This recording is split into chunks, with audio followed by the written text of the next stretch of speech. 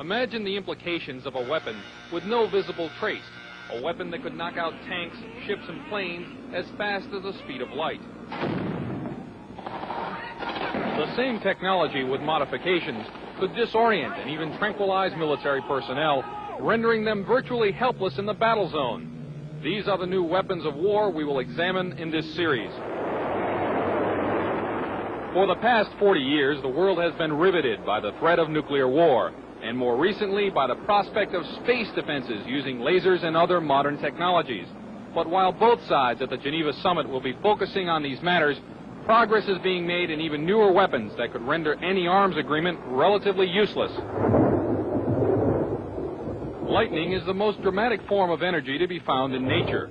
Scientists have succeeded in creating limited types of artificial lightning, and some think that these could be the forerunners of a new type of directed energy weapon, part of a family of weapons which operate within the radio frequency segment of the electromagnetic spectrum, and are thus referred to as radio frequency weapons.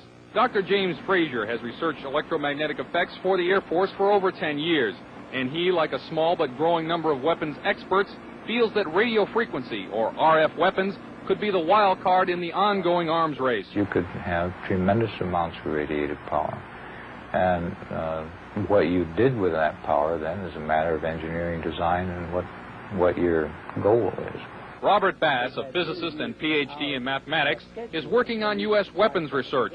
He says that the Soviets seem to be ahead in a number of areas, and especially in RF weapons. We are behind the Soviet Union in directed energy weapons based on 60 gigahertz microwave beams. Dr. Bass and others feel the most likely form of Soviet RF weaponry would be high-powered microwaves, similar to a focused, ultra-high-intensity radar beam. It would literally cook humans and knock out computers and electronic surveillance and communications gear. An operational RF weapon, relatively cheap and reusable, could devastate sophisticated and expensive war machinery. The $20 million F-16 fighter, for example, is totally controlled through electronic sensors and computers. With no manual flight controls, the plane would literally fall out of the sky after being hit with a high-intensity pulse of microwave radiation. Scientists say that microwaves and other types of RF pulses operating at specific frequencies or windows can be transmitted with little or no loss of power. Machines known as gyrotrons can produce the massive pulses needed to drive these devices, and it's believed that the Soviet Union has a 3 to 5 year lead in this technology. Over the past year, CNN has repeatedly asked the Department of Defense and the Air Force about radio frequency weapons. After much resistance, DoD finally said that the subject was too sensitive to discuss. In my next report, unexplained cloud-like phenomena which may be evidence of a Soviet breakthrough in RF technology. Chuck De Caro, CNN Special Assignments.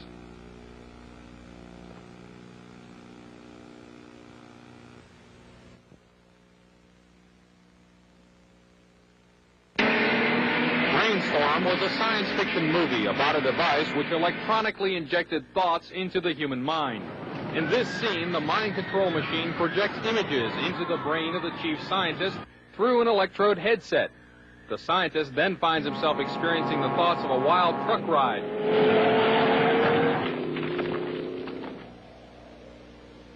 But even in this futuristic Hollywood tale, the subject still had to be connected to the machine by an electrode headset. That's remarkable. But not as remarkable as a real-life experiment where I was the subject of a prototype device designed to project images into the mind without electrodes. The prototype machine, developed from Soviet scientific data, could, according to some scientists, have a profound effect as a weapon of war. Electronic mind control research is not new. A scientific milestone in this area came in the 1960s, when Dr. Jose Delgado demonstrated remote control over a charging bull. By connecting a radio antenna to electrodes inserted into the bull's brain, Delgado proved that the animal's aggressive impulses could be thwarted by electronically manipulating the bull's muscle reflexes. Do you realize the fantastic possibilities if from the outside we could modify the inside? Could we give messages to the inside? But the beauty is that now we are not using electrodes. In recent years, Delgado has shown that the behavior of monkeys can be altered using low-power, pulsating magnetic fields. But in these experiments, there were no antenna implants. Any function in the brain, emotions, intellect, personality, well, could be perhaps modified by this non-invasive technology. Delgado's research has so far been limited to animals. But in the Soviet Union, a radio frequency, or RF device, has been used for over 30 years to manipulate the moods of mental patients. It's called a LIDA machine. It radiates pulses of radio frequency energy, as well as light, sound, and heat. The pulse rate is in the extremely low frequency range, between 0 and 100 pulses per second. Dr. Ross 80 is the top researcher at the Veterans Administration Hospital in Loma Linda, California. He has been investigating the effects of the LIDA machine. Now, what do the Soviets use this machine for? Well, they don't use it anymore. We should be very clear that this is a machine which is regarded by them as somewhat obsolete technologically. This scientist, who did not want his identity revealed, is employed by the U.S. government and has done secret RF weapons research. He believes that tests done with the LIDA and similar machines prove that humans are susceptible to remote alterations of mood and awareness. Certain kinds of weak electromagnetic signals work exactly like drugs. And so the promise is that anything you can do with drugs, you could do with the right electromagnetic signals. Apparently, there are specific sites involved, specific functions involved. It's a matter of matching up, just like it is with a pill or a drug, to cause and effect. You could have a cause and effect relationship between a magnetic field and a biological function. CNN enlisted the help of noted physicist Dr. Elizabeth Rauscher and electrical engineer Bill Van Bice to build and test an RF mine interference machine from data found in Soviet scientific literature. The machine itself was inexpensive and easy to construct, using parts from a consumer electronics store. It emits a weak magnetic field, pulsed at extremely low frequency.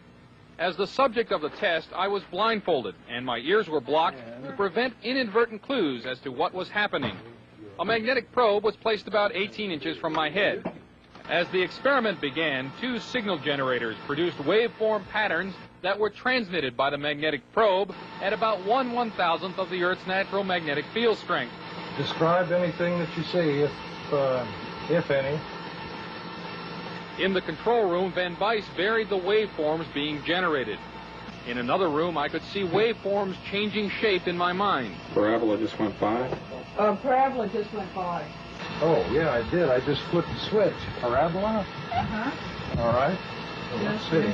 Let's check this out. That's what happened. I flipped the switch. Okay. There's a spike right there. Spike. Tight spike. I dramatically changed the generator. I stepped it by 10 right here. And the intermix from the 2 generators was right where you said that you saw a spike. Van Bice says that when I failed to see any change, it was because he had not set the proper frequency and power levels. Later, I asked Van Bice what a weapon using this technology could do. Induce basically what would be considered hallucinations in people, direct them to do things against their so-called better judgment. How easy would it be to assemble a weapon from existing off-the-shelf parts? In 3 weeks, I could put together a weapon that would take care of a whole town. We showed the results of our test to Dr. Robert Becker, a 2-time Nobel nominee for his work in the biological effects of electromagnetism. This is a very significant experiment because it carries our understanding of how vision is actually performed a step further into the mystery. He said he thought the machine caused a disturbance in the brain's interpretation of vision, and as such could be used as a weapon. That kind of a disturbance in the visual system could markedly influence the operations of a fighter pilot, a helicopter pilot, or even a simple an aberration in the visual field as making everyone seeing double, or everyone having their visual field jitter like a poorly adjusted television screen. The effect of that upon the efficiency with which an Army, an Air Force, or a Navy would operate would be catastrophic. More about RF weapons in my next report.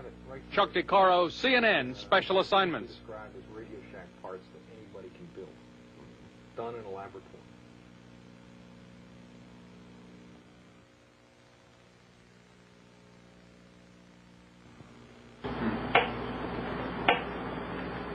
This is a Soviet LIDA machine. It